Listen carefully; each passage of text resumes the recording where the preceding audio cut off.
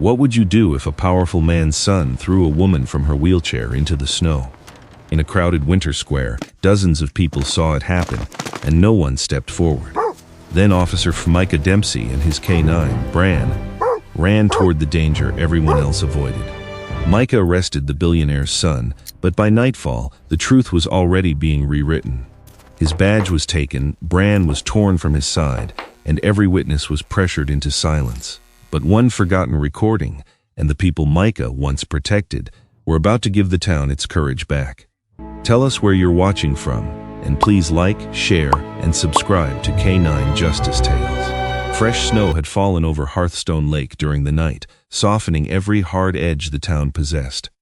Stone rooftops wore clean white caps.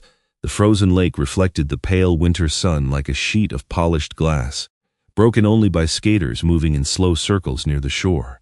Along the central square, strings of silver lights hung between lampposts, and banners for the annual Snowglass Art Festival stirred in the cold Vermont wind. From a distance, the town looked untouched by cruelty. Officer Micah Dempsey knew better. At 40, Micah had spent nearly half his life walking Hearthstone Lake's streets. He knew which shop owners left soup outside for people who could not pay, which teenagers slept in parked cars after fights at home, and which families smiled at charity dinners while quietly destroying anyone who challenged them. He moved through the commercial district with the measured pace of someone who never needed to prove he was in control. Tall and athletic, with broad shoulders beneath a dark navy winter patrol jacket, Micah carried authority without forcing it into the space around him. His rugged face was marked by a slightly crooked nose and a narrow scar crossing the end of his left eyebrow. Short, dark brown hair, neatly swept to one side, showed beneath his patrol cap. Beside his left leg walked Bran. The 5-year-old German shepherd wore a black tactical harness with reflective ice blue trim. His black and tan coat was thick against the cold, the dark saddle along his left side forming a jagged pattern that resembled a lightning strike. A small notch marked the outer edge of his right ear. Bran ignored the smell of festival food, the children waving mittened hands, and the small dogs pulling against decorative leashes. His amber-brown eyes moved constantly, reading posture, sound, and distance. Micah trusted those eyes. They had worked together long enough that commands were often unnecessary. A shift of Micah's wrist could slow Bran. 2 fingers against the dog's collar meant wait. A change in Micah's breathing could tell Bran that something had changed before either of them moved. They were passing a row of boutiques when Bran's ears turned toward the square. Micah heard it a second later. Laughter. Not the warm noise rising from families near the ice sculptures. This laughter had a sharp edge. It came in short bursts, followed by the high, excited voice of someone performing for a camera. Bran's pace slowed. Micah looked past the crowd toward the frozen fountain at the center of the square. 3 young men stood around a woman in a wheelchair. The woman wore a white wool dress beneath a burgundy cape. Copper-red hair framed a pale, heart-shaped face, and a silver snowflake brooch caught the sunlight near her shoulder. Several flat art cases were secured behind the backrest of her pearl-white manual wheelchair. Micah recognized her from posters near the gallery. Clara Winslow, 27, an illustrator whose winter collection was being shown at Snowglass for the first time. One of the young men had both hands on the handles of her wheelchair. Rhett Halberd was impossible to mistake. His father's name was printed on buildings, hospital wings, scholarship programs, and half the redevelopment projects around the lake. At 24, Rhett had inherited the confidence of someone who had never been required to earn forgiveness. He wore a cobalt designer jacket, spotless white sneakers, and a silver signet ring engraved with the letter H. His ash-blonde hair was brushed back perfectly despite the wind. "Come on," Rhett said, jerking Clara's chair backward half a foot. "You said you were late. I'm helping." His friend Colby Rain stood several feet away, filming with a phone mounted on a white gimbal. Colby had the heavy shoulders of a lacrosse player and wore a bright crimson ski jacket. "This is great," Colby said. "Ask her if she wants the express route." The third young man, Milo Beckett, blocked the path leading toward the exhibition hall. Tall and thin, with untidy dark curls under a black knit cap, Milo laughed when the others laughed. but his eyes kept moving toward the crowd. Clara gripped both wheel rims. "Take your hands off my chair." Rhett leaned closer, smiling toward Colby's camera instead of looking at her. "Relax, we're making you famous." A few people nearby had stopped walking. A woman holding a shopping bag lowered her eyes. A hotel employee turned his body away. The owner of a cafe stood inside her doorway, one hand pressed against the glass. Micah saw recognition on their faces. They knew Rhett. More importantly, they knew Sterling Halberd.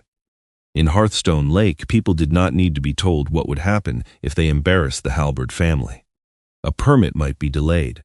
A lease might suddenly be reviewed. A manager might receive a phone call about an employee who had become unreliable. Fear did not always look like terror. Sometimes it looked like checking the time and walking away. Micah changed direction. Bran moved with him. "Police," Micah called. "Step away from the chair." The command carried across the square, calm but unmistakable. Milo looked toward him immediately. Colby turned the phone. Rhett did not release the handles. Instead, he smiled. "Perfect," he said. "Now the video has production value." Clara twisted her upper body, trying to wrench one wheel free. The chair pivoted sharply. "Let go." Rhett gave the handle a sudden sideways pull. It was not enough to overturn the chair, but it dragged the front casters toward the edge of a shallow access ramp. Snow had collected over the curb line, hiding where the pavement dropped. Micah saw the danger. "Rhett, stop." For the first time, Rhett looked directly at him. Something in the young man's face changed. Not fear, but irritation at being addressed as though rules applied to him. He shoved the chair forward. The left front caster slipped over the buried edge. Clara tried to correct, but the lightweight frame tilted too quickly. One wheel lifted. The art cases struck the pavement, and Clara fell sideways into the snow. Her shoulder hit first. The sound she made was small and involuntary. Then the square went silent. Bran launched forward. Micah ran behind him, one hand already reaching for his radio. The German Shepherd reached Clara before any of the three men could move. Bran did not bite or leap. He turned broadside between Clara and the group, lowering his body while keeping his head high. Colby stepped closer with the gimbal, aiming the camera down toward Clara's face. Bran barked once. The force of it stopped Colby in place. "Back away," Micah ordered. He dropped beside Clara, keeping Rhett and the others within his peripheral vision. "Mom, my name is Officer Dempsey. Don't try to sit up yet. Tell me where you're hurt." Clara stared at him, but her eyes were not fully focused. "My shoulder. Can you move your fingers?" she tried. Her right hand trembled against the snow. "Yes. Good. Keep looking at me."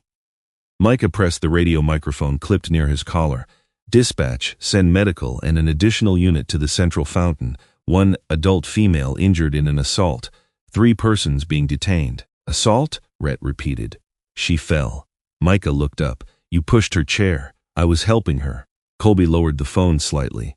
"Officer, you should know this is being recorded." "I'm counting on it." That answer wiped the grin from Colby's face.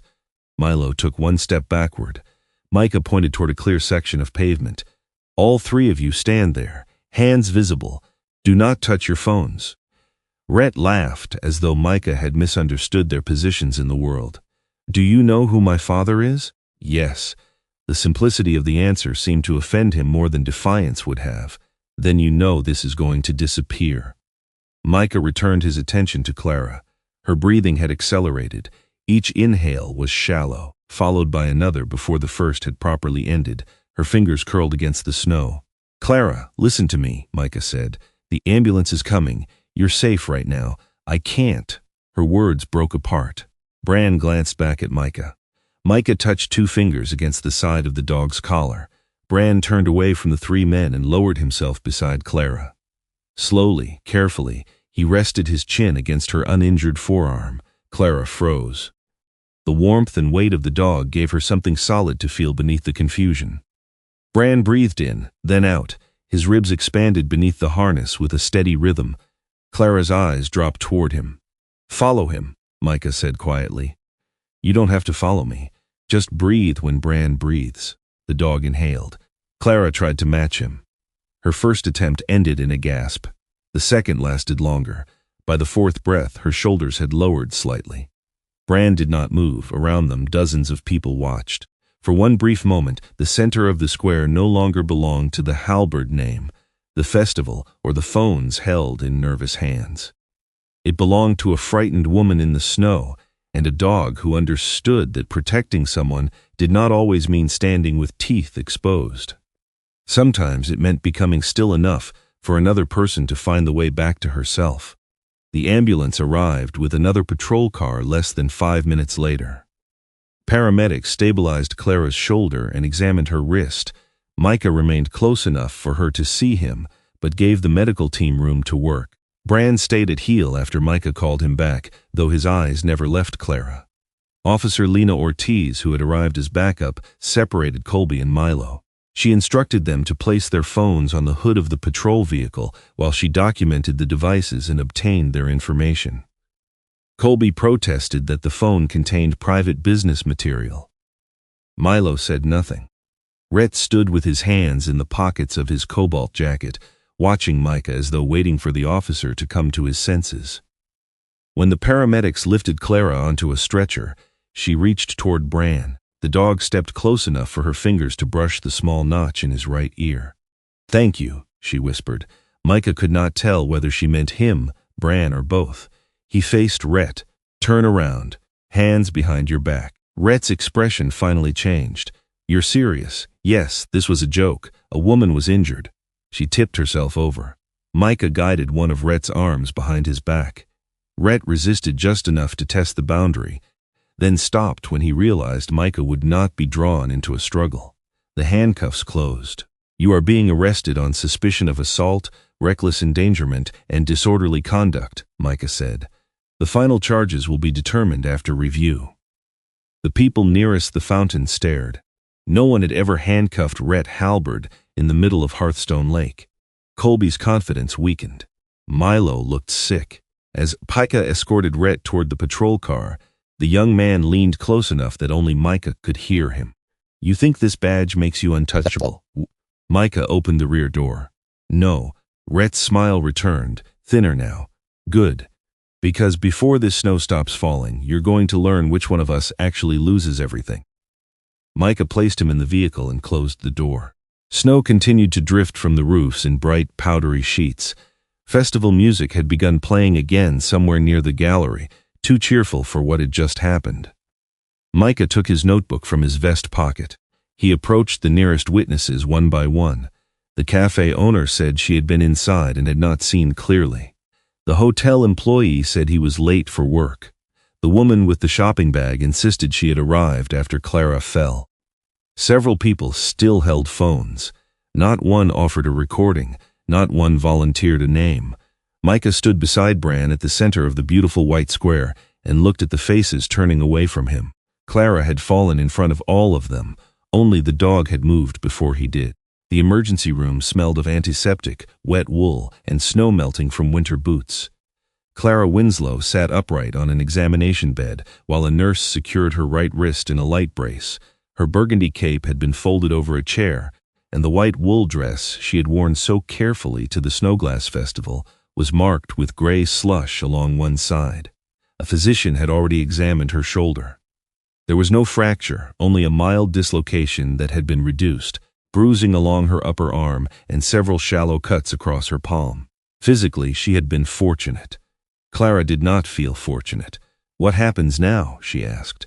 Micah stood near the curtain opening, his patrol jacket still dusted with snow. The scar through his left eyebrow seemed sharper beneath the fluorescent lights. "I finished the report," he said. "The photographs from your examination will be added to the case file. An investigator may contact you again." "May?" The word was quiet, but it carried more weight than anger would have. Micah understood what she was asking. She had watched Rhett Halberd attack her in front of dozens of people. She wanted to know whether the law would treat what happened as real once the witnesses returned to their shops and hotel desks. "He was arrested," Micah said. "That creates a record no one can pretend never existed." Clara looked toward the floor. They already pretended while it was happening.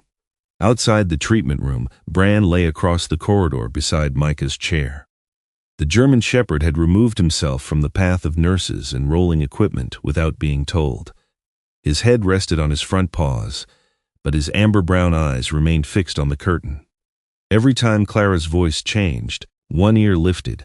Micah had seen Bran respond to panic before. Children lost in the woods, elderly residents trapped after winter power failures, people standing on the worst day of their lives, unable to understand the questions being asked of them. But Bran's attention to Clara felt different. The dog had watched an entire crowd leave her unprotected. Micah suspected Bran had not forgotten. Clara reached for the silver snowflake brooch that had come loose from her cape. One of its small points was bent. "I made this with my mother," she said, turning it between her fingers. She said snowflakes were proof that fragile things could survive a long fall. Her mouth tightened. I don't think she meant people. Micah had no answer that would not sound rehearsed. He had spent enough years in uniform to know that comfort delivered too quickly could feel like another form of dismissal, so he said only, "I'll make sure the brooch goes home with you." Clara looked at him then, studying his expression as if deciding whether that promise belonged to the same category as all the others people made in hospital rooms. A moment later, she nodded. At the station, Micah uploaded the footage from his body camera before doing anything else. The recording began as he and Bran crossed the square. Rhett's first contact with Clara's wheelchair occurred outside the camera's clear field of view, blocked by festival visitors and a decorative ice wall. By the time Micah reached the fountain, Clara was already on the ground. The footage still captured important details, Rhett's voice saying his father's name, Colby continuing to film after Clara fell, Micah ordering all three men to step away, Bran standing between Clara and the group without making physical contact. It also captured the threat Rhett had delivered near the patrol car, although the final words were softened by wind and radio traffic. Micah entered his report carefully. He documented the position of the wheelchair, the covered curb, Clara's injuries, the statements made at the scene, the names of those who had refused formal interviews, and every command given to Bran. He requested that the buddy camera data be locked against deletion. He asked for the phones belonging to Colby and Milo to be preserved pending review. He sent a notification to the prosecutor assigned to evening intake. Then the atmosphere in the station changed. It happened before Sterling Halbert entered the building. A desk officer straightened his uniform. Someone lowered the volume of a television in the break room. Lieutenant Ortiz, who had been reviewing Milo's initial statement, looked through the glass partition toward the parking lot. A Blacktown car had stopped outside. Sterling Halbert stepped from the rear passenger door, wearing a charcoal three-piece suit beneath a cashmere overcoat. His silver-white hair was brushed back without a single strand disturbed by the wind. He carried no briefcase and displayed no hurry. 3 attorneys followed him. Sterling did not approach the front desk to ask about his son. He gave the desk officer a small nod and continued toward the secured hallway, as though entering a building he partially owned. Chief Malcolm Treadwell emerged from his office before Sterling reached the locked door. Treadwell had commanded the department for 11 years. He was shorter than Micah, broad through the waist, with thinning sandy gray hair combed carefully across his scalp and a heavy gray mustache that softened his appearance in photographs. His uniform displayed gold insignia, ceremonial pins, and a polished watch Sterling had presented to him at a charity dinner 2 winters earlier. "Mr. Halbert," Treadwell said. "Not Sterling, not sir, Mr. Halbert." The lawyers and the chief disappeared into the office, the blinds closed. Micah watched from his desk. Nobody said anything. 23 minutes later, Treadwell opened the door and asked to see the arrest packet. Micah carried it in himself. Sterling remained seated across from the chief's desk. He held a gold fountain pen between 2 fingers, slowly turning it as he read Micah's name on the report. "You arrested my son for helping a woman who lost control of her chair," Sterling said. "I arrested him for pushing her off a covered curb. Did you see him push her? I saw his hands on the chair. I saw her fall immediately after he moved it." His own statements and the position of the witnesses support probable cause. Sterling's eyes lifted from the page. "You are answering a question I did not ask." Micah did not look away. "No, my body camera did not capture the first physical contact clearly." Treadwell leaned back in his chair. That creates a problem. It creates a need to secure the other recordings. Sterling placed the pen on the desk. My attorneys have been informed that your dog behaved aggressively toward 3 unarmed young men. Bran created distance between an injured person and potential threats. He followed every command. According to you. The room remained quiet for several seconds. Sterling did not raise his voice. He did not need to. His power existed in the expectation that people would begin changing their language before he asked. Micah realized that the meeting was not about discovering what had happened. It was about deciding which version would be permitted to survive. Treadwell closed the arrest packet. Rhett will be released after processing. Micah turned to him. The prosecutor has not reviewed the file. The complainant's injuries are not life-threatening. Intent remains disputed. We can continue investigating without holding him overnight. He threatened me after the arrest. A frustrated statement, Sterling said, from a young man placed in handcuffs in front of half the town. Micah looked back at Treadwell. You are downgrading this before the evidence has been collected. I am exercising judgment, the chief replied, something I expect from every officer under my command. Micah returned to his workstation after the meeting. His report was no longer open on the screen. A red banner appeared across the file. Access restricted, supervisory review. He attempted to reopen the body camera archive.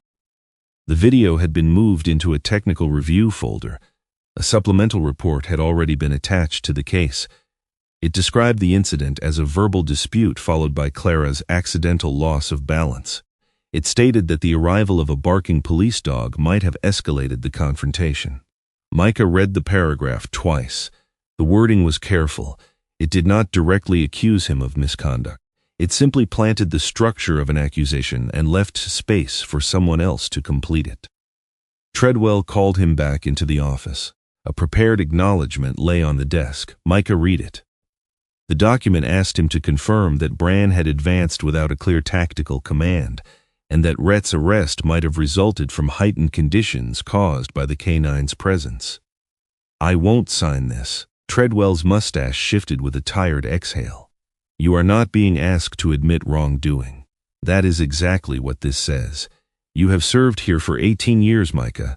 Do not throw that away over wording. Micah picked up the document and placed it back on the desk. If wording changes what happened, it is not just wording. For the first time, Treadwell's expression hardened. Go home. Effective immediately. You are on administrative leave pending internal review. Micah remained still. And Bran? Department property stays with the department. The sentence struck harder than Micah expected. Bran was waiting in the K9 area when Micah arrived. A temporary handler named Sergeant Owen Pike stood nearby, holding a spare lead. Pike was a competent officer and had worked with Bran during training exercises. But competence was not the same as belonging. Micah removed Bran's working lead. The dog looked at the object in Micah's hand, then at Pike. When Pike reached for the harness, Bran stepped sideways and pressed his shoulder against Micah's leg. Easy, Micah murmured. Bran did not growl. He did not resist the command structure. He simply refused to create distance. Micah rested 2 fingers against the black collar. The familiar signal made Bran lift his eyes. For years, that touch had meant prepare, wait, trust me. Now Micah had to use it to ask the dog to remain behind. Stay. Bran's ears moved back. Micah gave the command again, quieter but firmer. Stay, Bran. The German shepherd slowly sat. Pike took the lead. Micah walked toward the hallway without looking back. At the security door, Bran released a low sound, not a bark, not a howl, but a single broken note that seemed too small to come from such a powerful animal. Every conversation in the corridor stopped. Micah continued walking because turning around would have made the command meaningless. By evening, Rhett Hallbird was home. A local news page posted a short video showing Clara on the ground, Bran barking, and Micah placing Rhett in handcuffs. The footage began after the fall. The headline read, Here to Hallbird Foundation threatened by Police K9 during festival dispute. The clip spread quickly. Colby provided a statement claiming Rhett had tried to stop Clara's chair from rolling down the ramp. Milo signed a nearly identical account after a Hallbird attorney placed a typed page in front of him. Milo's hand shook as he wrote his name. Before leaving the station, he looked at the group message on his phone. The instructions were explicit. Do not mention Rhett touching both handles. Say Clara was angry before the officer arrived. Say the dog lunged. Delete earlier messages after confirming everyone understands. Milo selected the conversation. For several seconds, his thumb hovered over the delete button. Then he took screenshots, moved them into a hidden folder, and removed the conversation from the visible message list. Across town, the cafe owner from the square received a visit from a licensing consultant employed by Halberd Alpine Holdings. He politely mentioned that her outdoor seating permit would be reconsidered in spring. A hotel employee was called into his manager's office and advised not to damage the reputation of an important corporate partner. 2 videos disappeared from social media before midnight. Inside the evidence room, Nora Bellamy watched the system logs update. Nora was 39, small-framed, with a straight black bob and square glasses that reflected the blue light of her monitors. She had spent 9 years organizing digital evidence, and she knew the difference between ordinary supervisory access and an administrator altering the status of an active case. The user identification belonged to Chief Treadwell. Nora opened the audit trail. Micah's original report had not been deleted. It had been marked incomplete and hidden beneath a later supplemental entry. The body camera file had been moved, not corrupted. Nora's fingers rested on the keyboard. Reporting the change would mean accusing the chief of police. Remaining silent would mean allowing the change to become permanent. She created an immutable backup of the audit log and transferred it to a protected evidence partition that could not be overwritten through ordinary administrative access. Then she closed the window. For the moment, that was all the courage she had. The internal investigation lasted 10 days. Micah was accused of misrepresenting the sequence of events, deploying Bran without adequate cause, and damaging public confidence. The review panel included 2 city officials whose campaigns had received donations from Halberd executives. Micah attended in a navy pea coat instead of his uniform. He answered every question directly. He refused to call Clara careless, refused to describe Bran as uncontrolled, and refused to sign a revised account.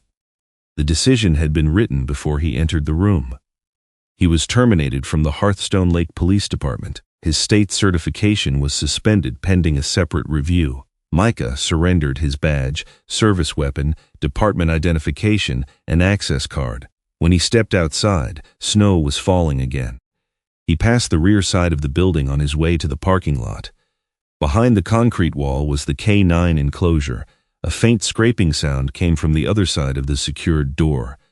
Bran's nails against metal. Micah stopped. His hand moved instinctively toward the empty space on his vest where the lead should have been. He could have walked around the building. He could have asked to see the dog one last time. Instead, Micah lowered his hand and continued toward his truck. He had already ordered Bran to stay. He did not know how to face the possibility that the dog was still waiting for him to return. Micah's house stood beyond the last row of expensive lake homes, where the paved road narrowed into a 2-lane strip bordered by spruce trees and snow-heavy fields. It was not much to look at. A small timber house with a covered porch, a dark metal roof, and a woodpile stacked beneath the kitchen window. For years, Micah had considered its simplicity a relief. Bran had always filled whatever space the house lacked. Now the rooms felt larger than they were. Micah entered carrying a cardboard archive box from the department. He placed it on the kitchen table and removed each item slowly. His folded uniform, service holster, department identification, and the Navy notebook he had carried through years of calls. The badge lay at the bottom.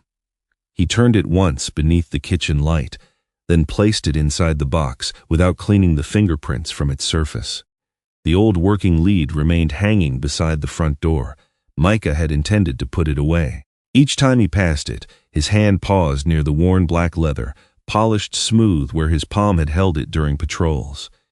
He could still feel Bran's weight at the other end, not pulling, never pulling, merely present. Micah left the lead where it was. He slept badly that first night. At 6 a.m, he woke because the house was too quiet. Normally Bran would have already crossed the hallway twice. nails clicking against the floor before settling beside the bedroom door.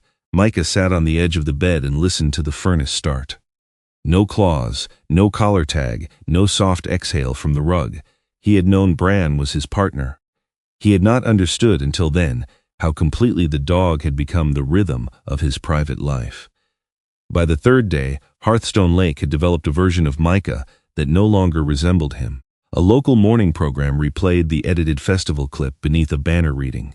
Former K-9 officer under fire, a commentator described him as emotionally unstable after years of high-pressure policing. Another suggested he had used Bran to intimidate innocent civilians. Micah turned off the television. An hour later, a courier delivered a civil complaint from Sterling Halberd's attorneys. Rhett was seeking damages for humiliation, emotional distress, and alleged fear of police dogs. The complaint described Clara's fall as an unfortunate accident. It described Rhett as a victim. The same afternoon, Micah received a formal notice from the bank.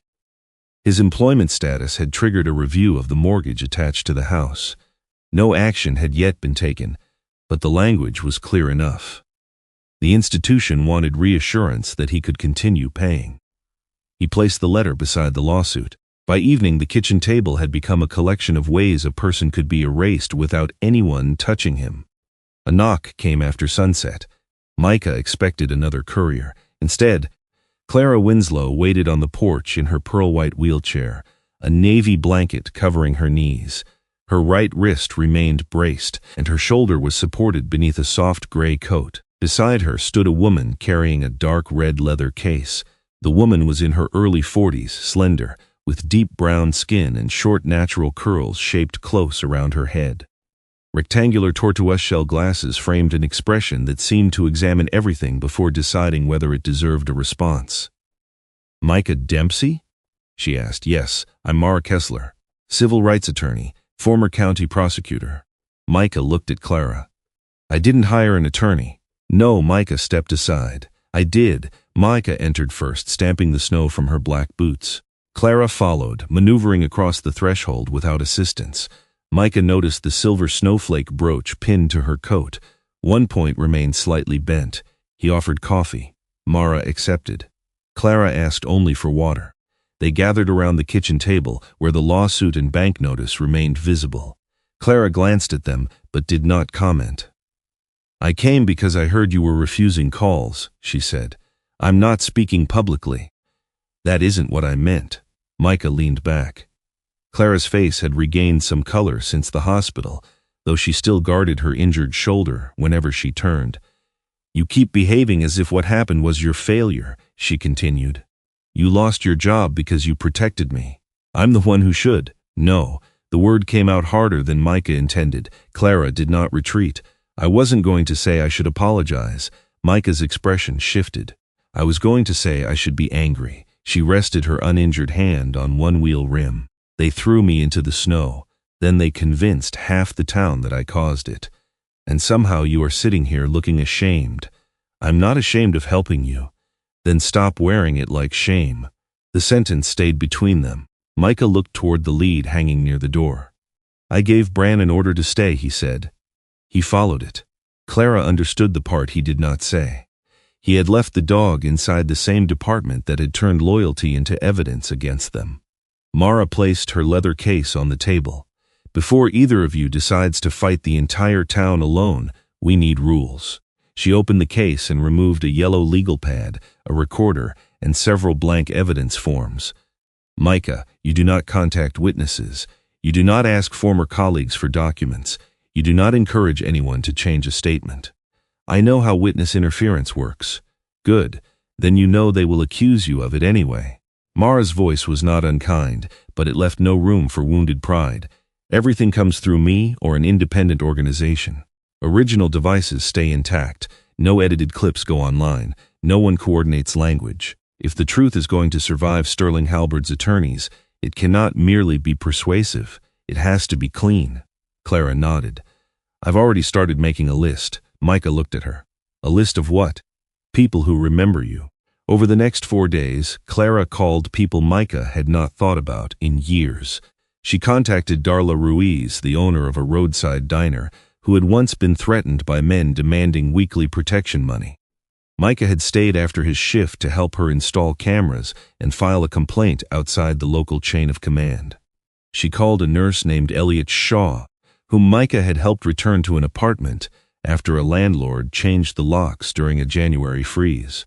She found Charles Venn, a former mill worker who had reported broken safety equipment and was nearly beaten outside a union meeting. None of them possessed evidence from the Snowglass Festival. That was not why Clara called. She wanted to know whether Sterling's campaign had convinced them that Micah had always been the man portrayed on television. It had not. Some were afraid to speak publicly. Others wanted to help but did not know how. Mara instructed them not to organize statements about Micah's character yet. The current case depended on facts, not testimonials. Still, each call changed the atmosphere inside the small house. Micah began to understand that his years in uniform had left traces he had never seen. A cup of soup brought to a stranded driver. 20 minutes spent listening to a frightened teenager. A report written carefully when no supervisor considered it important. He had believed those moments disappeared as soon as the call ended. They had not. One name on Clara's list belonged to Leah Fenwick. Leah was 34, a commercial drone operator who surveyed rooftops, towers, and winter storm damage. When she arrived at Mara's office, she wore a cobalt-insulated jacket and carried a hard equipment case marked with orange propeller stickers. Freckles spread across her nose, and dark blonde hair had been tied into a low braid to keep it from catching in machinery. 6 years earlier, a contractor had withheld 2 of Leah's drones after refusing to pay for a roof survey. When she tried to retrieve them, the contractor threatened to accuse her of trespassing. Micah had not treated it as a small business dispute. He documented the equipment serial numbers, reviewed the messages, and stayed until the drones were returned. Leah remembered the morning of the Snowglass Festival because she had been working 2 blocks from the fountain. A gallery owner had hired her to inspect a glass roof before another storm system reached Vermont. Her flight route had been authorized, and the drone remained within a corridor beside the building rather than passing directly over the crowd. "I was focused on the roofline," Leah explained. "I didn't see what happened from the ground." "Do you still have the file?" Mara asked. "Probably. I don't erase raw survey footage until the client signs off." Leah frowned. "The flight ran longer than scheduled because I had to circle the West Ridge twice." She promised to check the original memory card. Another name on the list carried greater risk. Noah Brackett had worked as a financial controller for Halberd Alpine Holdings until 18 months earlier. At 45, he had the stooped shoulders of a man accustomed to desks and low ceilings. His dark hair had begun thinning above his temples, and his narrow glasses slipped down his nose whenever he became nervous. Noah agreed to meet Clara and Mara in the back room of Darla's diner, but he refused to allow Micah to attend. "I have a family," he said before anyone asked a question. "My wife teaches 2nd grade. My son is 16. Mara closed the door. "No one is asking you to make a public statement tonight." Noah gripped the cracked leather briefcase on his lap. "At Halberd Alpine, there were deductions I wouldn't certify. Consulting fees to companies with no actual staff. Security payments routed through foundations. Property losses appearing at exactly the right time to lower purchase values. Did you report it? I wrote internal objections. What happened? They fired me." 2 weeks later, someone smashed the windows of Noah's family car and poured paint into the engine compartment. Micah had responded to the call. He helped Noah move his wife and son to a hotel for the night and filed the damage as suspected intimidation. The case never advanced. Chief Treadwell closed it for lack of an identifiable suspect. Noah still possessed copies of several emails and memoranda because he had sent them to his personal attorney before being dismissed, but he was not ready to release them. "If Sterling learns I'm involved, he won't come after me first," Noah said. "He'll make my wife unemployable. He'll find something at my son's school." Clara did not tell him to be brave. She understood what it meant to have strangers explain courage from a safe distance. "Then don't decide tonight," she said. "Just know that Micah remembered your family when the system didn't." Noah lowered his eyes. "That is exactly why I'm afraid I may have to remember him now." While Clara's network slowly took shape, Bran remained at the department's K-9 facility. Sergeant Owen Pike followed the feeding schedule and training routine precisely, but Bran ate only part of each meal. At night, the dog paced between the gate and the rear wall. He completed obedience drills, then returned to watching the parking area. Dr.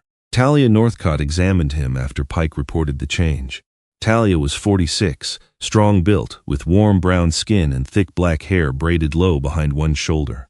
Silver strands showed near her temples. A teal stethoscope rested around her neck as she checked Bran's heart, joints, eyes, and hydration. "He's physically sound," she told Pike. "This is separation stress." Chief Treadwell requested a different conclusion. He wanted Talia to certify that Bran had become unstable after displaying excessive attachment to Micah. Talia read the proposed wording once. "No." Treadwell stared at her. "You are a contractor for this department. I am the veterinarian responsible for the dog's welfare and fitness. Bran is stressed. He is not aggressive." Later, while reviewing municipal correspondence, Talia found a draft proposal recommending Bran's early retirement. The transfer would occur through a city property disposal process. Only one private company had been invited to assume ownership: Hearthstone Protective Services. The company belonged to a Halberd subsidiary. Talia photographed the documents and called Mara from her personal phone. 2 days later, Clara visited the veterinary clinic under Talia's supervision. Bran entered the examination room at Pike's side. The moment he saw the pearl-white wheelchair, his body changed. His ears lifted. The restless movement stopped. Clara wore a cream sweater rather than the damaged festival dress, but the silver snowflake brooch remained pinned near her shoulder. Bran crossed the room only after Pike gave permission. He lowered himself beside her chair and pressed his shoulder against the wheel. Clara placed her hand near the notch in his right ear. "You stayed," she whispered. Bran released a long breath and rested his head against her knee. For the first time in days, his eyes closed. Talia watched from beside the examination table. Pike looked away, uncomfortable with the emotion of the moment. Clara understood then that Bran had not simply protected her because he had been trained to place his body between a victim and danger. He remembered her, and he was being punished for remembering the same truth everyone else had been ordered to forget. That evening, Micah sat alone at the kitchen table while snow tapped softly against the windows. Mara called shortly after 9. "I have Leah on another line," she said. She checked the original flight card. Micah straightened. Mara put the call on speaker. Leah's voice came through unevenly, charged with disbelief. "The entire square is in frame. Not close, but clear enough." Micah looked toward Bran's lead. "What does it show?" "It shows Rhett's hands on the chair. It shows the wheel going over the curb. It shows Clara falling." Leah paused. "And it shows you and Bran entering the frame afterward." Micah did not speak. For weeks, Sterling had behaved as though truth were something that existed only if powerful people allowed it to be recorded. But high above the square, unnoticed by the crowd, a machine had continued watching. The truth had not vanished. It had simply been waiting somewhere no one had thought to threaten. Leah Fenwick's workshop stood beyond Hearthstone Lake's municipal boundary, where the resort roads gave way to pine forest, repair yards, and long stretches of snow-covered farmland. The building had once housed agricultural machinery. Leah had converted half of it into a drone service center, filling the high-ceilinged space with steel work tables, flight cases, spare propellers, and shelves labeled with dates rather than client names. A row of charging batteries blinked beneath one wall. Meltwater dripped from the tires of Micah's truck onto the concrete floor. Mara Kessler locked the outer door after everyone entered. "No photographs," she said. "No messages about what we see. Nothing gets uploaded, forwarded, clipped, enhanced, or sent to anyone until the original has been preserved." Leah placed a compact gray drone case on the center table. "I already copied the file once to check it." Mara looked at her. "Where is that copy?" "On an offline workstation. The original card has not been touched since." "Good. From now on, document every device, every transfer, every person in this room." Leah nodded. The practical confidence she usually carried around machinery had narrowed into concentration. She pulled on a pair of fingerless technical gloves and removed the drone's memory card with the care of someone handling more than electronics. Clara sat near the end of the table, her pearl-white wheelchair angled toward the largest monitor. Her wrist brace was gone, though she still avoided lifting her right arm too high. The bent silver snowflake remained pinned to her coat. Noah Brackett had arrived separately. He stood near a shelving unit with his cracked leather briefcase held against his chest. He had agreed to attend after Mara promised that no document would leave his possession without being logged. Even so, his eyes returned repeatedly to the workshop windows. Micah remained silent. For 3 weeks, he had wanted something clear enough to break through the version of events repeated by Sterling's lawyers, local television, and the internal review board. Now that the evidence was within reach, he felt less relief than pressure. A video could prove Rhett had lied. It could not restore the days already taken from Clara, the damage done to Bran, or the ease with which the department had discarded 18 years of Micah's service. Leah connected the card to a right-blocked reader and entered the flight log number. The screen displayed the date of the Snowglass Festival, weather conditions, launch time, registered flight corridor, drone identification number, GPS coordinates. Mara recorded each item by hand before allowing Leah to open the video. The first image showed the gallery's glass roof from above. Snow had collected along the western ridge, forming white bands between dark panes. Leah's drone moved slowly across the structure, paused, then circled back to inspect a section near the gutter. The frozen fountain appeared at the far edge of the frame. People crossed the square in small, bright clusters. From that height, they seemed orderly and harmless. "There," Clara said. Leah stopped the playback. Near the fountain, Clara's white dress was visible beneath her burgundy cape. Rhett's cobalt jacket stood behind her wheelchair. Colby's crimson coat faced them, one arm extended with the gimbal. Milo occupied the narrow section of pavement leading toward the exhibition hall. Mara leaned closer. "Play it at normal speed first." The drone continued its survey. Rhett pulled the chair backward. Clara caught the wheel rims. Milo shifted when she attempted to turn around him. Rhett moved to one side, then twisted the handles sharply. The left front caster approached the snow-covered edge of the ramp. Even without sound, intention appeared in movement. Rhett looked once toward Colby's camera. Then he pushed. The caster dropped. Clara's chair tipped and her body disappeared into the snow beside it. Noah inhaled sharply. Clara did not move. She watched herself fall again from a place no human witness had occupied. From the ground, the moment had been noise, humiliation, pain, and people turning away. From above, it was almost silent geometry. 3 bodies controlling one path, one hand forcing the chair off balance, one woman striking the ground while a crowd opened around her. Bran entered the frame first. The German shepherd crossed the square at speed, then stopped between Clara and the 3 men. His body turned sideways. He did not leap, bite, or chase. Micah appeared seconds later. The footage showed him kneeling beside Clara, directing the men away and using his radio. When Colby advanced, Bran barked and held his position. Micah never released the dog toward anyone. Leah paused the video. No one spoke.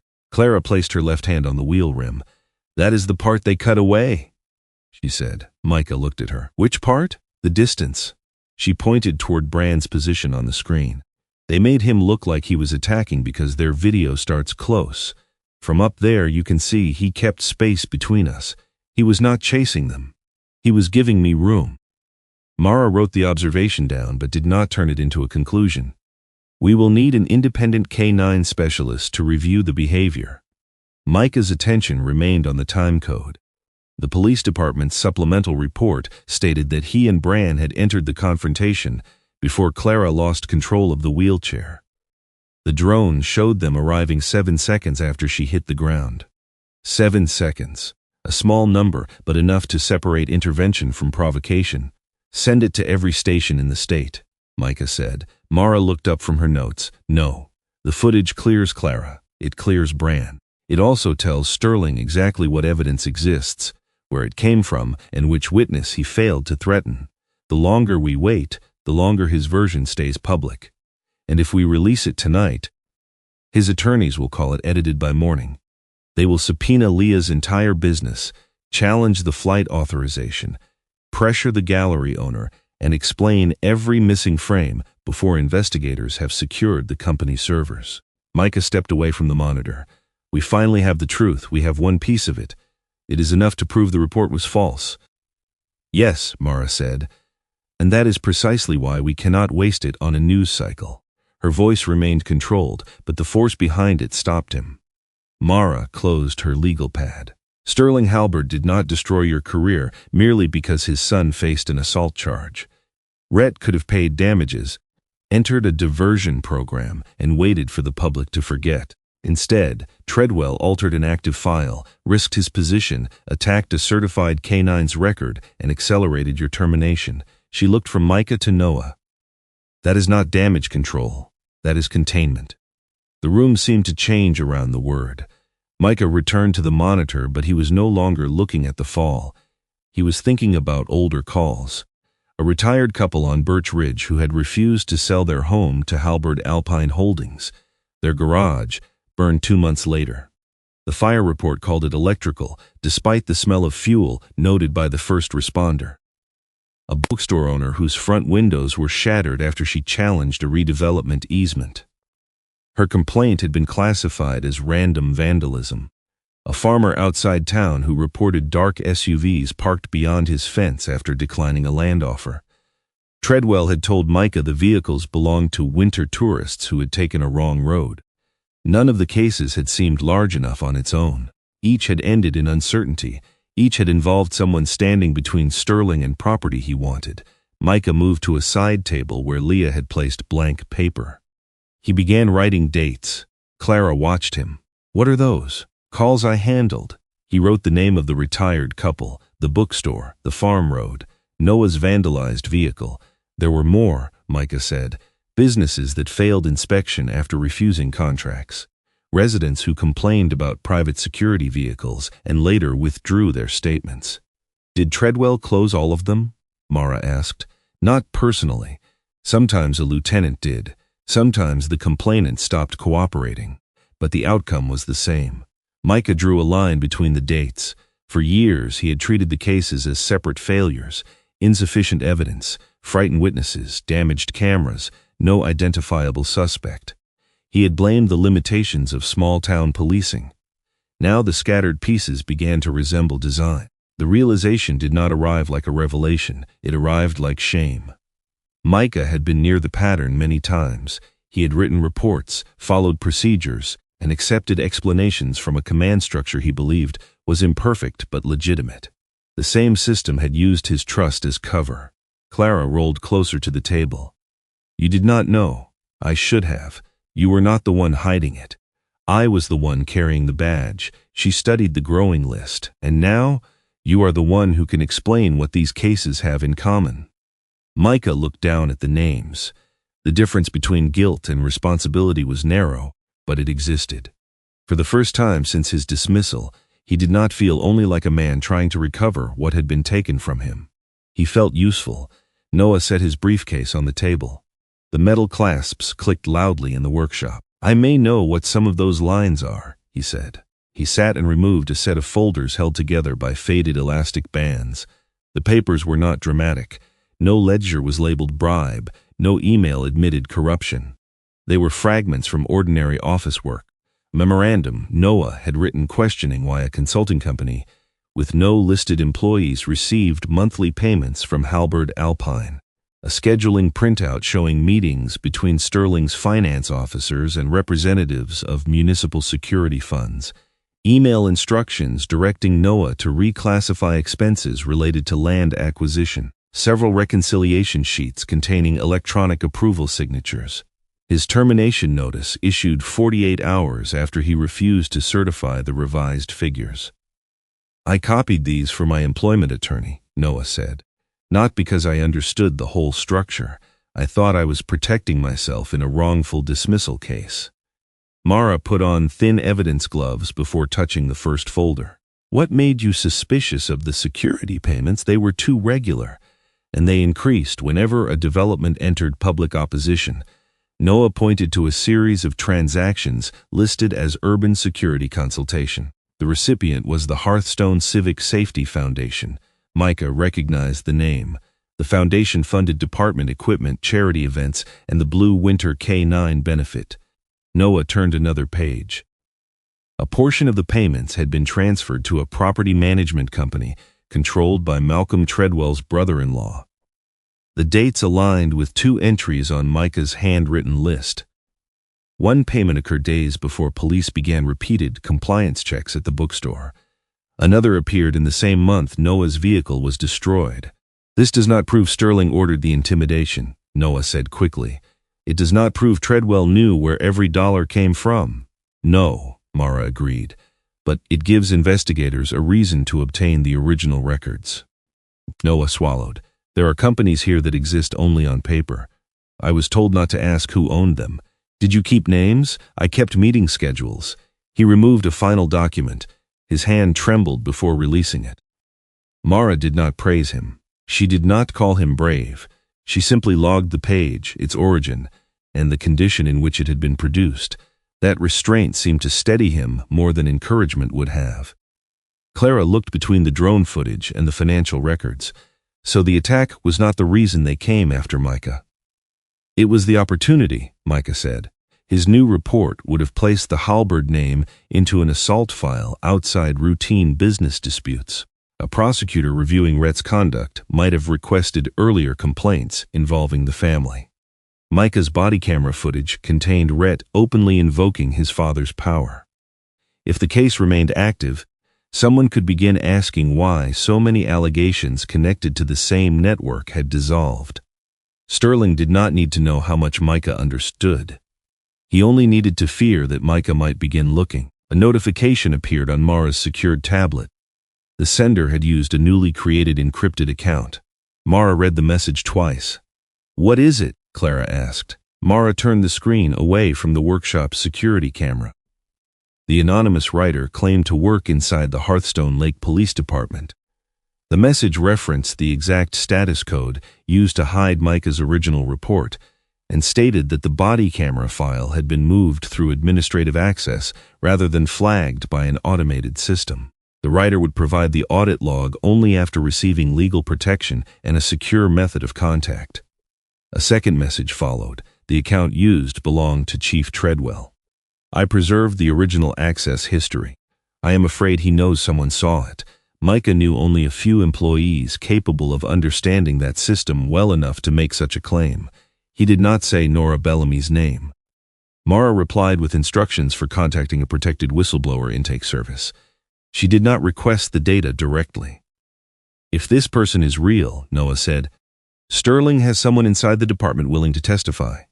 "Not yet," Mara replied. "Right now we have someone inside the department who is afraid." Outside, an engine started. Leah turned toward the front windows. Across the road, beyond a bank of plowed snow, a silver SUV sat near the tree line. No front license plate was visible. Its windshield reflected the white sky, concealing the driver. Leah had noticed the vehicle earlier, but assumed it belonged to a neighboring repair yard. Now its headlights came on. The SUV pulled onto the road and accelerated away. Micah reached instinctively for keys he no longer carried on a duty belt. For half a second, he saw the route ahead. Follow at a safe distance, identify the vehicle, call in the direction of travel. Then he stopped. He was no longer an officer conducting surveillance. His certification was suspended. Pursuing the SUV could be portrayed as harassment, reckless driving, or proof that the department had been right to dismiss him. The old instincts still belonged to him. The authority did not. Leah lifted her phone but did not record the disappearing vehicle. Instead, she wrote down the time, body style, damaged rear reflector, and direction of travel. "North toward County Road 7, she said. Mara called the Vermont State Police Public Integrity Unit through a number provided by her office. She reported a suspected surveillance vehicle connected to potential witness intimidation, gave the workshop address, and explained that original evidence was present on site. The person on the other end did not transfer the call to Treadwell. No local supervisor was asked for permission. A state investigator took the information, assigned an intake number, and instructed them not to leave separately until a patrol unit had checked the surrounding roads. Micah listened as Mara repeated the number aloud and wrote it into the evidence log. It was a minor procedural moment. No arrests, no sirens, no declaration of victory, yet something fundamental had changed. For the first time since Rhett pushed Clara into the snow, a report involving Sterling Halbert had entered a system he did not own. Carmen did not look impressed by dramatic evidence. She watched the drone footage once without interrupting, then asked Leah Fenwick to replay it from the beginning. On the second viewing, she ignored the people in the square and studied the timestamp, flight coordinates, shadow direction, and movement of vehicles at the edge of the frame. The assistant district attorney was 44, slender and exact in every gesture. Her dark hair fell straight to her shoulders, parted with almost mathematical precision. A silver fountain pen rested beside a steel blue case folder on the conference table. When the video ended, Carmen closed the pen. "This supports probable cause," she said. "It does not finish the case." Micah sat across from her in a plain interview room at the county offices. He wore his navy peacoat rather than a uniform, though part of him still expected to feel a radio microphone near his collar whenever someone said his name. Clara, Mara, Leah, and Noah occupied the remaining chairs. "What else do you need?" Clara asked. "Independent authentication, original device examination, comparison with emergency calls, traffic cameras, medical records, and every statement already submitted." Carmen turned toward Noah. "Your documents may justify financial subpoenas, but they do not prove bribery by themselves." "I understand. And the person inside the police department," Mara answered. "She is willing to cooperate if formal whistleblower protection is established first." Carmen nodded once. "No one speaks to the press. No one posts the drone footage. No one contacts Sterling Halbert, Rhett, Chief Treadwell, or any employee who may be involved." She looked directly at Micah. "That includes former colleagues who might still trust you." Micah felt the instruction land harder than it should have. For nearly 18 years, gathering information had meant moving toward people, asking questions, returning to locations, finding the one detail others had overlooked. Now every useful instinct had to be restrained. Carmen seemed to understand. "You are a witness in part of this investigation and a potential victim in another," she said. "You cannot behave as the lead officer simply because you know the town better than we do." "I know." Knowing and accepting are different. Micah did not argue. The investigation was separated before the meeting ended. The district attorney's office would review the assault on Clara, intimidation of witnesses, and the coordinated false statements submitted afterward. The Vermont State Police Public Integrity Unit would examine Treadwell's handling of the arrest, Micah's disciplinary process, and possible manipulation of evidence.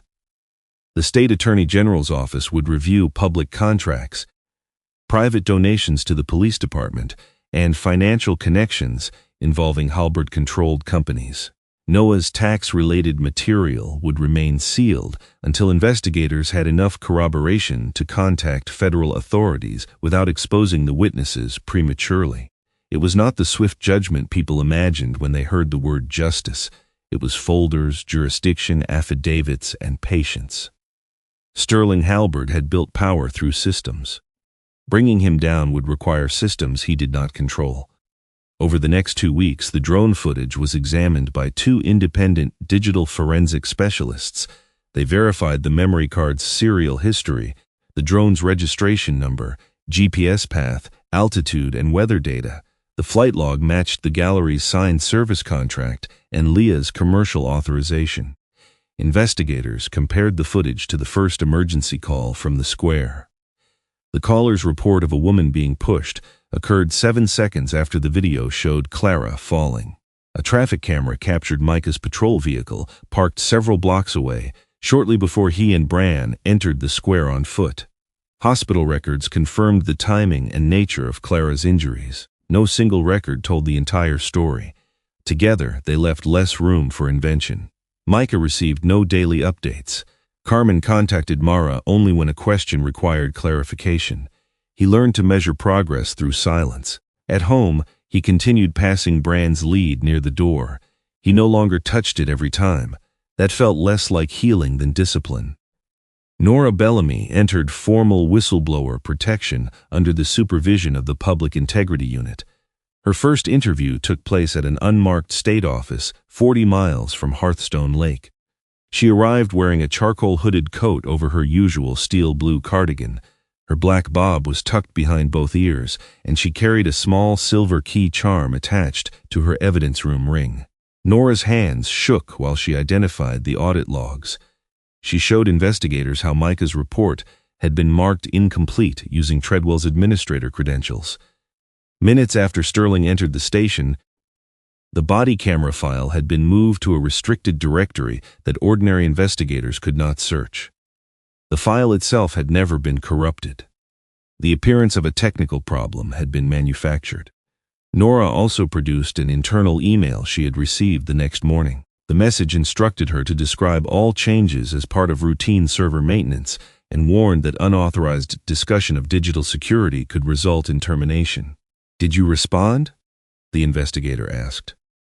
"No. Did anyone ask you to delete the audit history?" "Not directly." Nora looked down at her folded hands. They did not need to. Chief Treadwell knew the system overwrote ordinary access records after 30 days. "But you preserved them." "Yes." "Why?" Nora thought of Micah's original report, reduced to a hidden file because one powerful man had disliked its contents. "Because maintenance does not change the truth of an assault report." The sentence sounded stronger aloud than it had inside her head. For the first time, Nora signed her name beneath an accusation she had previously protected only with a backup file. Elsewhere in town, Milo Beckett was discovering the cost of being useful to Rhett Halberd. Rhett had stopped treating him like a friend. Messages arrived late at night demanding that Milo confirm new details. Colby called repeatedly to rehearse the sequence they were expected to give if questioned again. Then, a Halberd attorney sent Milo a revised declaration. The statement claimed Clara had deliberately driven her wheelchair toward the group in anger. It said Milo had attempted to prevent a collision and that Rhett touched the chair only to protect him. The final paragraph placed Milo closest to Clara when she fell. Milo read it 3 times. The purpose became obvious. If the drone surfaced, Rhett intended to say Milo had blocked the path, startled Clara, and caused the accident. Rhett had not merely asked him to lie. He had written Milo into the lie as the expendable part. Milo called Mara from a gas station outside town. Snow collected along the edge of the windshield while he waited in his car with the heater off. "I need to show you something," he said. Mara arranged the meeting at a legal aid office, with a second attorney present to represent Milo independently. She would not allow him to believe cooperation guaranteed immunity. Milo arrived pale and exhausted, wearing a black wool coat over a burgundy sweater. The woven red and black bracelet around his wrist had begun to fray where he repeatedly twisted it. He handed over screenshots of the group messages, the revised declaration, and voice notes from Colby instructing him to stick to what the lawyers gave us. Then Milo described the fountain. He admitted blocking Clara's path. He admitted laughing. He admitted seeing Rhett grip both wheelchair handles. "I knew she wanted to leave," he said. "I stayed in front of her anyway." Mara did not soften the fact. "You helped confine and humiliate her." "I know. You watched Rhett push the chair." "Yes." "And you signed a false statement." Milo swallowed. "Yes. Cooperation does not erase any of that. I'm not asking you to erase it." His eyes remained on the table. "I just don't want the last thing I do to be helping him turn her into the person who attacked us." Mara slid an evidence receipt toward him. "That decision may matter, but accountability comes before redemption." Milo signed. When Micah later learned that Milo had come forward, his first reaction was not gratitude. It was anger.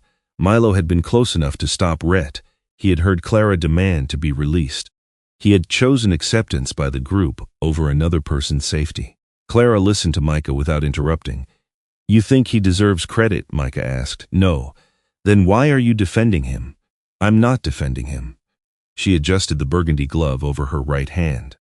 "I'm allowing his truth to be useful without pretending it makes him good." That distinction unsettled Micah because it was more difficult than simple forgiveness or punishment.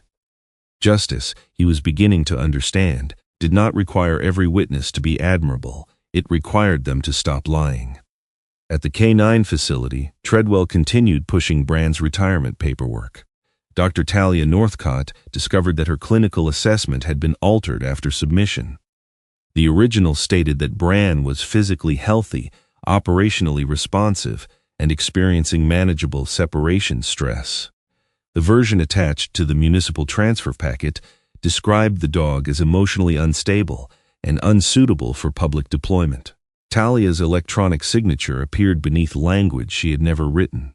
She printed both versions, documented the metadata, and filed a formal professional objection with the city, the state veterinary licensing board, and public integrity investigators.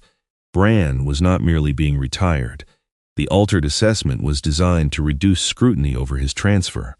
The proposed recipient, Hearthstone Protective Services, belonged to a Halberd subsidiary.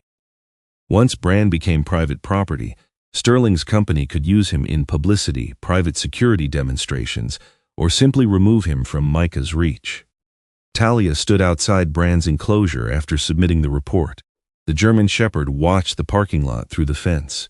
He remained lean and alert, though his food bowl was only partly empty. "You are not unstable," she told him. Bran turned one ear toward her voice. "You are waiting." The annual Blue Winter K9 benefit was scheduled for the following Friday. The event would take place inside the glass pavilion overlooking the frozen lake. Sterling planned to announce a major donation to the police department and a new partnership between the K9 unit and Hearthstone Protective Services. Treadwell had ordered Bran brought to the ceremony as the centerpiece of the announcement. The timing drew the investigators' attention. Sterling, Treadwell, senior Halberd executives, city officials, and representatives of the private security company would all be at the pavilion. Their offices would operate with reduced staff. Public statements about the proposed K9 partnership might also establish connections between the disputed transfer and the people who approved it. Affidavits were prepared for several search warrants. Carmen made no promise that a judge would sign them. "Evidence gives us permission to ask," she told the group. "A court decides whether we may enter." 2 days later, the warrants were approved under seal. The operation would occur during the benefit. Teams would simultaneously secure records at Halberd Alpine Holdings, the police chief's office, the municipal server room, and the offices of Hearthstone Protective Services. Investigators at the pavilion would prevent key subjects from leaving while the searches began. Micah was asked to attend only as a protected witness. "You will remain in the designated area," Carmen told him. "You will not carry a weapon, direct officers, approach Treadwell, or handle Bran unless specifically authorized." Micah's jaw tightened at the last instruction. Carmen noticed, "This operation cannot become a reunion between an officer and his dog. I'm not an officer. Then do not force anyone to treat you like one." Micah looked toward Clara, Leah, Noah, Nora, and Talia. "If I attend, they get protection. They will have separate secure locations and assigned personnel." "And Bran?" Carmen hesitated. "He remains department property unless the transfer is stopped through legal process." That was not the answer Micah wanted. It was the honest one. "I'll be there," he said. The night before the benefit, snow began falling in slow, dry flakes. Micah stood near the front door of his house with Bran's old lead in his hands. The leather still held the slight curve shaped by years of use. He imagined the dog beneath the pavilion lights, surrounded by people who spoke about service while treating loyalty as an asset to be transferred. Tomorrow might expose Sterling. It might clear Micah's name. It still might not bring Bran home. Micah placed the lead back on its hook. For weeks, he had thought the fight was about recovering the badge, the job, and the dog taken from him. Now Nora had risked her livelihood. Noah had placed his family's safety beside the truth. Milo had chosen accountability over protection. Clara had refused to let humiliation become silence. Talia had challenged a false medical record bearing her own name. The case no longer belonged to Micah. That was what made it stronger. He turned off the porch light and watched the snow cover the empty road. His badge was gone. The oath was not. And this time, they were not preparing to save one officer's career. They were preparing to give an entire town permission to stop being afraid. The Blue Winter K9 benefit had been designed to make power look generous. The glass pavilion rose beside the frozen lake like a lantern, every steel beam wrapped in white lights. Beyond its transparent walls, snow drifted across the ice in pale ribbons. Inside, waiters moved between city officials, business owners, and donors carrying trays of champagne beneath banners celebrating service, loyalty, and public safety. Sterling Halbert's name appeared on nearly all of them. Micah waited in a secured conference room behind the pavilion's eastern wing. He could hear the crowd through the walls but could not see the main floor. Carmen Say had placed him there with a state investigator and instructed him not to leave unless summoned. His phone had been sealed in an evidence envelope. He carried no weapon, no badge, and no authority beyond the truth he had already given under oath. Mara stood near the door, checking updates on a secured tablet. Clara, Leah, Noah, Nora, and Talia had been separated into other protected rooms. Each had an assigned officer. No one was permitted to move alone through the building. "This feels less like protection and more like storage," Micah said. Mara did not look up. "That means it is working." Micah crossed to the narrow window overlooking the lake. The glass reflected his navy peacoat and empty hands. Somewhere on the other side of the building was Bran. He had not seen the dog in weeks. On the main floor, Sterling moved through the crowd with the composure of a man certain that the evening belonged to him. He wore a midnight blue tuxedo with black satin lapels and a burgundy pocket square. His silver hair was swept back perfectly, and his gold fountain pen rested inside his breast pocket like a ceremonial weapon. Every handshake lasted exactly long enough. Every smile communicated ownership. Beside the stage stood Chief Malcolm Treadwell in full dress uniform. Gold insignia gleamed across his chest. His thick gray mustache and polished medals made him appear dependable beneath the lights, the kind of man donors trusted to speak about honor while accepting private checks. Rhett occupied a table near the front. He wore black velvet and an expression of wounded dignity. Over the past several weeks, his attorneys had transformed him from a young man caught humiliating a woman into the public face of alleged police excess. Colby sat beside him, adjusting his cuffs and checking the room through the camera of his phone. The third seat remained empty. A place card still displayed Milo Beckett's name. Rhett noticed it each time he glanced toward the entrance. At first he looked irritated. Then he sent a message. When no reply came, he leaned toward Colby and whispered something that caused Colby to stop smiling. Across the pavilion, Sergeant Owen Pike entered with Bran. The German shepherd wore his cleaned black tactical harness, its ice blue reflective trim bright beneath the chandeliers. A ceremonial K9 emblem had been fixed at the center of his chest. The jagged black saddle along his left side stood out against the tan coat, and the small notch in his right ear made him easy to recognize even from across the room. Bran obeyed Pike's movements. He sat when commanded, ignored the reaching hands of donors, and remained steady as cameras turned toward him. But his attention never settled. His amber-brown eyes moved from one entrance to another. He tested the air repeatedly, nostrils working beneath the dark muzzle. Pike gave a subtle correction on the lead. Bran returned to position. A moment later, his head turned toward the eastern wing. Micah could not see him through the walls. Bran could not possibly see Micah. Still, the dog remained fixed in that direction until Pike quietly said his name. Sterling stepped onto the stage. The conversation softened before he reached the microphone. "My family has always believed," he began, "that public trust must be supported not merely by words, but by action." Polite applause answered him. Sterling spoke about community partnerships, equipment funding, and the growing need for private citizens to stand beside law enforcement. He praised Treadwell's leadership. He described Hearthstone Protective Services as an extension of the town's commitment to safety.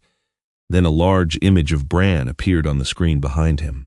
The photograph had been taken during a winter training exercise with Micah cropped entirely from the frame.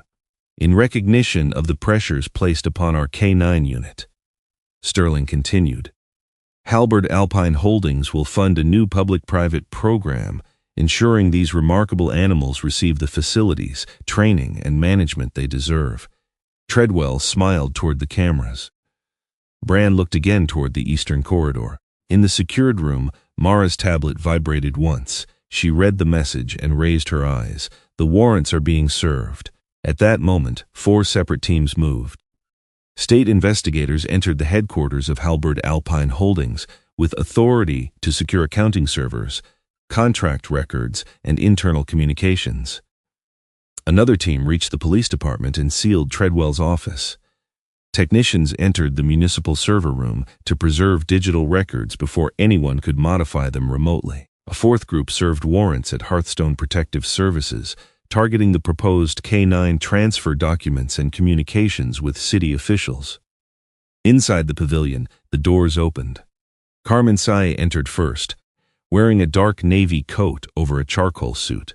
State investigators followed in plain clothes and marked jackets. They spread calmly through the room, stationing officers at the exits without raising weapons.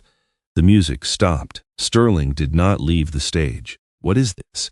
he asked into the live microphone. Carmen approached the front. "Mr. Halberd, Chief Treadwell, remain where you are. This property is subject to a court-authorized search. Electronic devices belonging to named persons are to be surrendered immediately." A ripple passed through the guests. Phones emerged almost instinctively. Investigators began documenting devices, securing the pavilion surveillance system, and preventing staff from entering the offices behind the stage. Sterling's expression did not change. "This is a private charitable event. The warrant includes this venue and designated workspaces within it. You are disrupting a public safety fundraiser based on accusations from a terminated officer." Carmen did not answer the insult. She opened a folder. The supporting affidavits include independently authenticated aerial footage, emergency call records, protected server logs, sworn witness statements, and financial transactions connected to public contracts. For the first time, Sterling's gaze shifted toward Treadwell. It lasted less than a second. It was enough. Treadwell's face had reddened beneath the lights. His hand moved to the collar of his dress uniform, pulling at it as though the room had become too warm. Carmen continued, "All persons named in the warrant are instructed not to destroy, conceal, transfer, or remove records." Rhett rose from his chair. "My father's attorneys need to be here." "They have been notified," Carmen said. "You cannot detain me because some drone pilot made a fake video." Carmen looked directly at him. "An arrest warrant was signed this afternoon, based on evidence separate from your father's financial investigation." The confidence left Rhett's face in stages. Colby stepped away from the table as if distance might make him uninvolved. 2 investigators approached them. Rhett looked toward the empty chair carrying Milo's name. He finally understood why it had remained empty. Behind the stage, another investigator moved toward a temporary office used by Treadwell and the event's security coordinators. Treadwell saw him. The office contained an encrypted external drive holding contract drafts, private messages, and copies of communications that had never been entered into official department systems. Treadwell had brought it to the pavilion, intending to deliver selected files to a representative from Hearthstone Protective Services after the announcement. He did not wait to see what the investigator would find. While the crowd focused on Rhett's arrest, Treadwell stepped from the side of the stage and entered the service corridor. Noah Brackett was being escorted from one protected room to another when he saw the chief emerge through the rear office door. Treadwell carried a slim black hard drive in one hand. Their eyes met. Noah stopped. Treadwell's expression hardened with recognition. For 18 months, Noah had imagined what he would do if he came face to face with the man who had closed the intimidation complaint after his family's car was destroyed. In those imagined scenes, Noah spoke clearly. He named everything. He did not tremble. The reality was different. His throat closed. Treadwell turned toward the service exit. Noah forced one word out: "Officer." The state investigator beside him followed his gaze. "Chief Treadwell, stop." Treadwell increased his pace.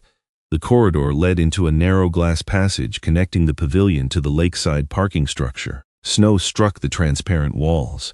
Guests in the main hall turned as officers moved toward the exit.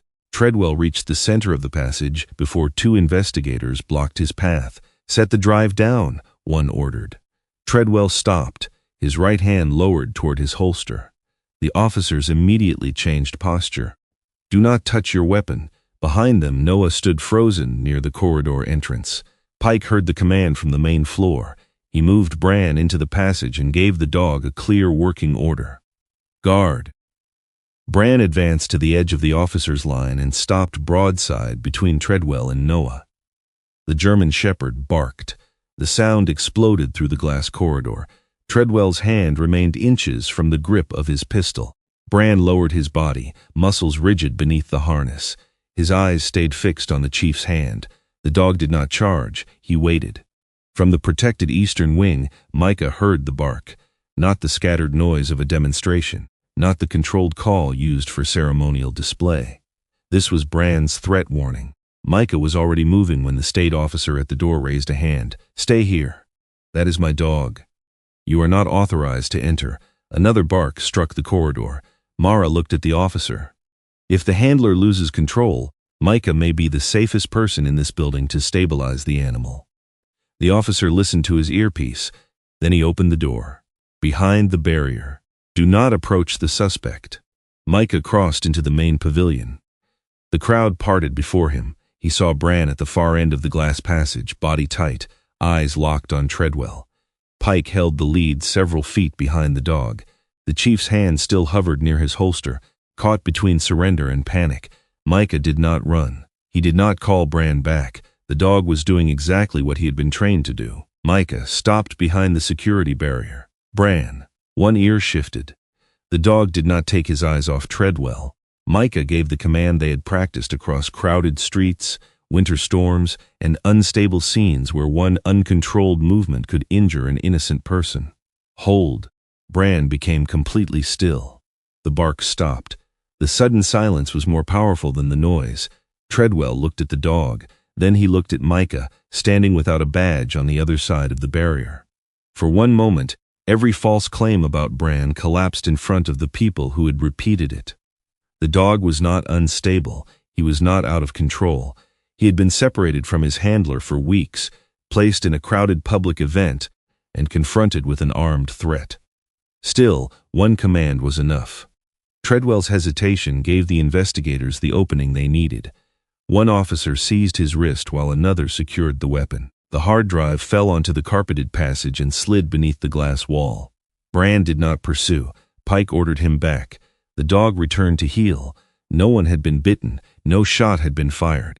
Treadwell was handcuffed in the same dress uniform he had worn, while accepting praise for integrity.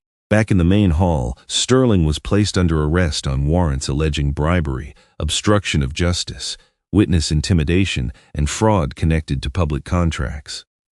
Additional financial charges would depend on what investigators recovered from the searches. The gold fountain pen was removed from his pocket and sealed with his phone. Rhett shouted that the entire operation had been arranged to humiliate his family. Colby insisted he had merely filmed an accident. Both were taken into custody under separate warrants involving assault, coordinated false statements, and witness pressure. Sterling said nothing as his son was led past him. For the first time, the father could not make a call that changed the room. Micah remained behind the barrier. He did not approach Treadwell. He did not celebrate when the handcuffs closed. He waited while officers completed the search, photographed the recovered drive, and confirmed the corridor was secure. Only then did Carmen come to him. "You may see Bran." Pike stood several yards away with the lead. He looked at Micah, then down at the dog. "This is still temporary," Pike said quietly. "The legal custody decision has not been made." Micah nodded. "I understand." Pike unclipped the lead. For half a second, Bran did not move. The dog stared at Micah as though confirming that the man before him was real and not another doorway that would close. Then Bran ran. He crossed the polished floor, past the abandoned tables, and struck Micah's legs with enough force to drive him back a step. Micah dropped to his knees. Bran pressed his head beneath Micah's chin and leaned his entire body against him. A low, broken whine came from the dog's chest, the same sound he had made when Micah left the station, held inside for weeks and released all at once. Micah wrapped both arms around the black and tan shoulders. "I know," he whispered. "I know, partner." Bran's harness was cold beneath his hands. Around them, the pavilion had gone quiet. Then someone began to clap. Others joined, not for Sterling in handcuffs, not for the ruined speech, and not for the spectacle of powerful men being led away. They applauded the dog who had waited. They applauded the man who had returned without a badge and still given the command that kept everyone safe. Clara watched from the doorway of the protected wing, one hand resting on the bent snowflake brooch. Micah lowered his forehead against Bran's. For that moment, he did not need to know what the courts would decide, whether his job would be restored, or how much of Sterling's empire would survive the searches. Bran had found him, and this time, no one in the room looked away. 3 days after the arrests at the Blue Winter K-9 benefit, the district attorney's office released the authenticated drone footage under a court-approved public disclosure. By then, the edited clips had already shaped weeks of public opinion. Micah Dempsey had been called reckless, Bran had been labeled dangerous, Clara Winslow had been described as confused, unstable, or responsible for her own fall. The full video lasted less than 4 minutes. It required no narration. Across Hearthstone Lake, people watched Rhett Halberd seize the handles of Clara's wheelchair. They watched Colby Rain's record while Milo Beckett blocked the only clear route away. They saw Rhett twist the lightweight chair toward the hidden curb and push until the front caster dropped over the edge. They saw Clara fall. 7 seconds later, Micah and Bran entered the frame. The dog did not charge. He stopped between Clara and the 3 men, kept his body broadside, and created a protected space around her. Micah knelt beside Clara, called for medical assistance, separated the suspects, and used no more force than the arrest required. The truth was almost painfully simple. That simplicity made it impossible to escape. The cafe owner, who had claimed she could not see the fountain, watched the footage from behind the same window where she had stood that morning. The hotel employee, who said he arrived too late, recognized himself at the edge of the frame, looking directly at Clara before turning away. Some people issued public apologies. Others posted long explanations about mortgages, children, jobs, and the fear of challenging the Halberd family. Clara read none of them. She did not need strangers to explain why they had been afraid. She had been there. She had seen fear move through the square more clearly than any camera could capture it. What she wanted was for them to stop treating fear as innocence. The investigation continued long after the public had chosen its heroes and villains. Evidence recovered from Halberd Alpine Holdings revealed a network more extensive than Noah Brackett's documents had suggested. Shell companies had been used to disguise consulting payments, move taxable income, and purchase distressed properties through intermediaries. Public safety donations had been routed through private foundations and returned as contracts, favors, travel, and undeclared benefits. Several property owners who had resisted selling to Sterling Halberd had been subjected to repeated inspections, selective code enforcement, vandalism, or visits from private security contractors. The pattern Micah had once seen only in fragments now filled entire evidence boards.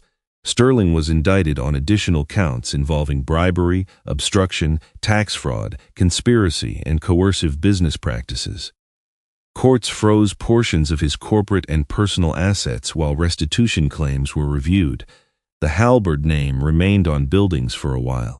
Then hospitals, galleries, and civic boards began removing it. Not from courage alone. Some institutions had simply realized the name was now bad for business. Micah understood the difference, even if the public preferred not to discuss it. Malcolm Treadwell cooperated after prosecutors presented him with the recovered hard drive, Nora Bellamy's server logs, Talia Northcott's original veterinary report, and years of financial transfers connected to his family. He pleaded guilty to several charges in exchange for a reduced sentence and agreed to identify other officials who had accepted money, concealed records, or interfered with complaints. His cooperation did not make him sympathetic. It made him useful. Officers who had followed improper instructions without altering evidence were reviewed individually. Some received discipline and retraining. Others testified about the culture Treadwell had created. Those who knowingly falsified reports, threatened witnesses, or destroyed records were charged. The department did not collapse in a single dramatic purge. It was dismantled carefully, one decision at a time. Rhett's case reached court in early summer. Without his father's influence controlling the room, he looked younger than he had at the fountain. The expensive suit remained, but the confidence inside it had thinned. Colby continued to insist that he had only filmed what happened. His own messages contradicted him. Investigators recovered deleted videos, voice notes, and conversations in which he celebrated the number of views the humiliation might receive. Milo accepted responsibility for blocking Clara's path, supporting the harassment, and signing a false statement. His cooperation reduced his sentence. It did not erase it. When the court asked Clara to deliver a victim impact statement, she entered wearing a deep teal dress beneath a navy coat. The silver snowflake brooch rested near her collar, the bent point still unrepaired. Rhett looked at the brooch before he looked at her face. Clara positioned her wheelchair before the witness stand and unfolded a single page. She did not speak about the bruises. She did not describe the weeks of pain in her shoulder or the difficulty sleeping after strangers had turned her fall into entertainment. "The worst moment," she said, "was not when I hit the ground." The courtroom became still. "It was the moment before Officer Dempsey and Bran reached me. I looked up and saw people watching.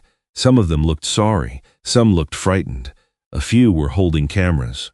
She placed both hands on the wheel rims. "Every one of them had already decided that my safety was less important than avoiding trouble." Rhett lowered his eyes. "You pushed me," Clara continued. "But you did not create that silence by yourself. You depended on it. Your father built power from it. Chief Treadwell protected it. And the rest of us lived inside it because we believed staying quiet would keep us safe." Her voice did not rise. That belief protected no one. It only chose the next person who would be left alone. Micah sat behind Mara Kessler, with Bran resting at his feet under temporary custodial authorization. The dog's harness had been replaced with a plain black collar inside the courtroom. At Clara's final words, Bran lifted his head, not toward Rhett, toward the people seated behind him. The gesture was ordinary, but Micah felt the room understand it. For months, everyone had spoken about what Bran had done at the fountain. Few had admitted what everyone else had failed to do. 6 months after Micah's dismissal, an independent review board issued its findings. He had not violated K-9 deployment policy. He had used appropriate force. His arrest report was accurate. His termination had relied on altered records, misleading testimony, and a disciplinary process compromised by outside influence. The state restored his law enforcement certification. Hearthstone Lake offered him reinstatement with full seniority, back pay, and a public apology. The city council expected him to accept immediately. Micah did not. At the meeting, he placed the reinstatement papers on the table without signing them. The acting police chief, a woman appointed from outside the county, studied him from across the room. "What else do you need?" she asked. "Not what I need," Micah replied. "What the department needs." He presented 5 conditions. Digital evidence would be stored in a system that no single commander could alter without an external audit record. Officers and civilian staff would receive protected channels for reporting misconduct outside the department's chain of command. A civilian oversight board would review serious complaints and disciplinary actions. Complaint procedures would be redesigned for people with disabilities, including accessible reporting options and independent assistance. Every private donation to law enforcement would be publicly disclosed and reviewed for conflicts of interest. A council member objected that such reforms would take time. Micah looked at the unsigned reinstatement form. So did building the problem. The vote was delayed twice. Micah waited. That decision became his most important refusal in the story. He had once believed getting the badge back would prove that Sterling had failed. Now he understood that returning to the same structure unchanged would only restore his position inside a system capable of betraying someone else. Clara attended the final council meeting. So did Nora, Leah, Noah, Talia, and several people Micah had helped over the years. The measures passed. Only then did Micah sign. Bran underwent a full veterinary and operational evaluation. Talia documented that he remained physically healthy, responsive to commands, and fit for duty. The behavior previously described as instability was formally recognized as a temporary stress response caused by forced separation from his long-term handler. The transfer to Hearthstone Protective Services was voided. Bran returned to the K-9 unit under Micah's care. Their first official patrol was deliberately uneventful. They checked a frozen pipe behind a bakery, helped an elderly driver move a vehicle from a snowbank, and stood beside a crossing guard while children left school. Micah preferred it that way. Justice did not always need an audience. A portion of the assets recovered through the Halbert investigation was later assigned to community restitution. The glass pavilion beside the lake, once used for Sterling's staged display of generosity, was transferred to a public trust. The town proposed converting it into an accessible arts and civic center. Clara was asked to name it. Several officials suggested something hopeful and polished: Renewal Hall, Unity Center, Winterlight House. Clara rejected all of them. She called it the Open Square. A smaller inscription beneath the name read, "A place where no one is required to face power alone." 1 year after the attack, the Snowglass Festival returned. The morning resembled the one before it. Fresh snow brightened the stone roofs. The frozen lake mirrored the sky. Silver decorations moved above the square, but the space itself had changed. The curb where Clara's wheel had slipped had been rebuilt into a broad, heated access ramp. Viewing platforms and exhibition tables had been lowered. The town had added clear paths through the snow instead of expecting wheelchair users to find their own way around temporary obstacles. Clara arrived in a new white winter dress, embroidered with pale blue patterns at the cuffs. She moved across the rebuilt ramp without assistance. People made room for her. Some of them were the same people who had moved away a year earlier. Clara did not reward them with easy absolution. She greeted those who approached honestly. She ignored those who seemed more interested in being seen apologizing. Leah exhibited a series of aerial photographs titled "What the Ground Cannot See." None showed the attack. The images focused instead on roads, fences, gathering places, and the hidden patterns communities created when viewed from above. Noah stood with his wife and son near the gallery entrance. For the first time in years, he did not check every parked vehicle before turning his back to the street. Nora, now director of the town's independent digital evidence office, explained the new audit system to a group of residents who had never previously wondered who controlled police records. Talia led a public demonstration about canine behavior, teaching children the difference between a working dog, a frightened dog, and an aggressive dog. Mara remained near the edge of the square, her dark red case resting against one boot. She accepted no public award. The outcome, she believed, belonged to the witnesses who had chosen to be accurate when fear would have been easier. Micah and Bran entered from the north end of the square. Micah wore his winter patrol uniform beneath a navy coat. The restored badge rested over his heart, but the scratched black watch remained on his wrist. Bran walked at his left side in the familiar black harness with ice blue trim. A little boy near the fountain dropped a red mitten. It landed in front of Bran. The German shepherd stopped, looked toward Micah's hand, and waited. Micah gave a small nod. Bran picked up the mitten carefully and carried it back to the child. The boy accepted it with both hands, his face bright with astonishment. The crowd laughed.